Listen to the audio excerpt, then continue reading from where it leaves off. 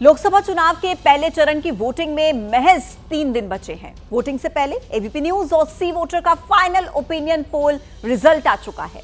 अब तक 12 राज्यों और 6 केंद्र शासित प्रदेशों का फाइनल ओपिनियन पोल का नतीजा आ गया है।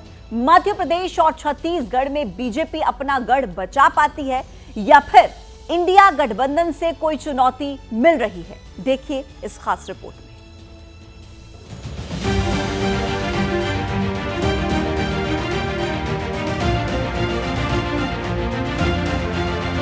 2024 लोकसभा चुनाव के पहले फेज की वोटिंग में सिर्फ 3 दिन का वक्त बाकी है। लिहाजा बढ़ती चुनावी तपिश के साथ देश के एक छोर से दूसरे कोने तक सियासी पारा भी चरम पर है। चुनावी वादों और दावों से वोटर को साधने की सियासत जारी है। ऐसे में एबीपी न्यूज के लिए सी वोटर ने फाइनल पोल किया है। फाइनल ओपिनियन पोल के 2 दिन अब तक 12 राज्य और 6 केंद्र शासित प्रदेशों की 286 सीट के रुझान बताए जा चुके हैं। आज हम 6 राज्यों का फाइनल ओपिनियन पोल के नतीजे आपको दिखाने वाले हैं, लेकिन उससे पहले कुछ बड़ी बातें समझ लेते हैं। 286 सीट के सर्वे में एनडीए के खाते में 174 और इंडिया गठबंधन के खाते में 112 सीट जाती दिख रही है। बिहार में एनडीए को 2019 की तुलना में 6 सीटों का नुकसान होता नजर आ रहा है। दिल्ली में आम आदमी पार्टी कांग्रेस गठबंधन का खाता नहीं खुल रहा। वहीं असम में बीजेपी का बेहतर प्रदर्शन होने की संभावना दिख रही है। एआईयूडीएफ का खाता नहीं खुल रहा। गोवा में बीजेपी कांग्रेस को एक सीट मिलती हुई नजर आ रही है।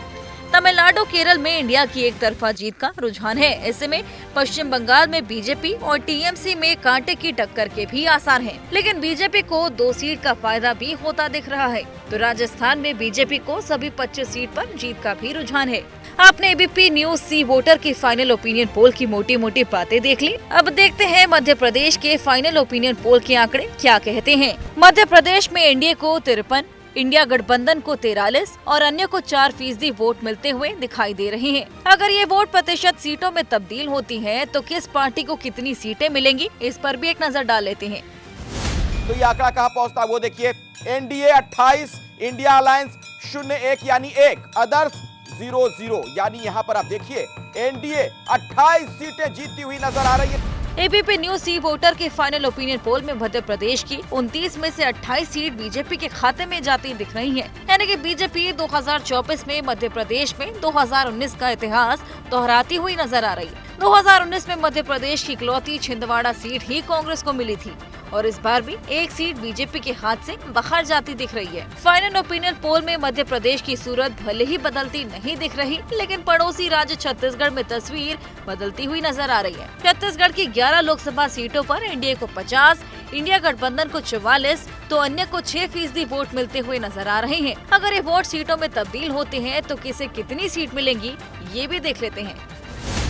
11 सीटें कुल छत्तीसगढ़ में है। एनडीए के खाते में 10 सीटें जाती हुई दिख रही हैं।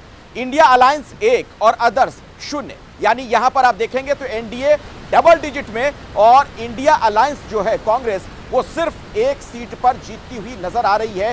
ये छत्तीसगढ़ का रुझान फाइनल ओपिनियन पोल में साफ दिख रहा है। छत्तीसगढ़ में पिछली बार की अपेक्षा बीजेपी को 1 सीट का फायदा और कांग्रेस को 1 सीट का नुकसान नजर आ रहा है। अब बात असम की, जहां पिछली 2 बार से राज्य में बीजेपी की सरकार है और बीजेपी को वहां लोकसभा चुनाव में भी बेहतर प्रदर्शन की उम्मीद है। एबीपी न्यूज सी वोटर के फाइनल ओपिनियन पोल में से असम में एनडीए को 52, इंडिया गठबंधन को 36, एआईयूडीएफ को 10 तो अन्य को 2% वोट मिलते हुए नजर आ रहे हैं। अगर ये वोट सीट में तब्दील होते हैं तो किसे कितनी सीट मिलेंगी, ये भी देख लेते हैं। तो देखिए 14 सीटों का ये 12 सीटें एनडीए गठबंधन को मिल सकती हैं और इसमें से महज 2 सीटें इंडिया गठबंधन को। एआईयूडीएफ का खाता नहीं खुलेगा, सर्वे यही कह रहा है, और ना ही किसी दूसरे के खाते में कुछ जाएगा। 12 सीटों के साथ यहां बड़ी जीत एनडीए गठबंधन असम में। फाइनल ओपिनियन पोल के नतीजे के मुताबिक असम में इस बार बीजेपी की सीट बढ़ सकती है और पिछली बार बीजेपी को 9 सीट मिली थी, यानी कि इस बार उसे 3 सीट का फायदा होता नजर आ रहा है, जबकि कांग्रेस को 1 सीट का घाटा होते हुए नजर आ रहा है।